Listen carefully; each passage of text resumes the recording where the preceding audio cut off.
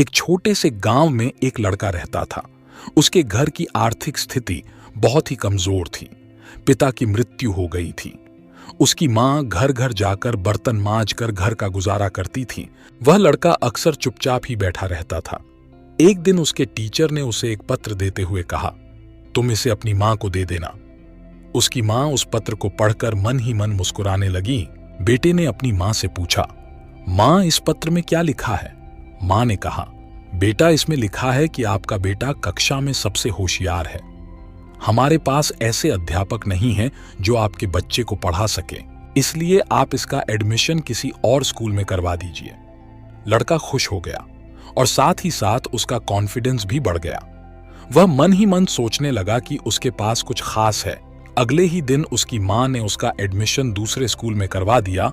उस लड़के ने मन लगाकर पढ़ाई की और एक दिन अपनी मेहनत के दम पर बड़ी सफलता हासिल की।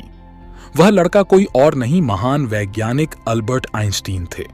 मां बूढ़ी हो चुकी थी। एक दिन अचानक ही उनकी मृत्यु हो गई। तभी अचानक उन्होंने अपनी मां की अलमारी खोली और उनके सामानों को देखने लगे। उनकी नजर एक पत्र पर पड़ी। यह वही पत्र था जो उसकी टीचर ने उसकी मां को देने के लिए दिया था। जाने उस पत्र में क्या लिखा था।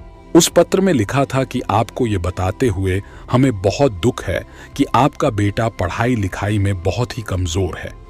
जिस तरह से इसकी उम्र बढ़ रही है उस तरह से इसकी बुद्धि का विकास नहीं हो रहा है, इसलिए हम इसे स्कूल से निकाल रहे हैं।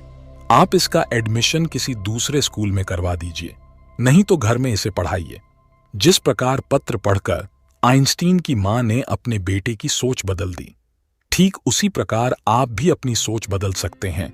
खुद सोचिए कि वो लड़का तो वही था, फिर वो आइंस्टीन कैसे बना? सिर्फ अपनी सोच से। उन्होंने मान लिया कि वो खास है। हम अपने बारे में क्या सोचते हैं ये हमारी जिंदगी में बहुत मायने रखता है। खुद के बारे में हमेशा अच्छा और पॉजिटिव सोचें। आपकी सफलता में इसका महत्वपूर्ण रोल है। आप बेहद खास हैं। इस बात को अपने दिलो दिमाग में गहरे से बिठा लें।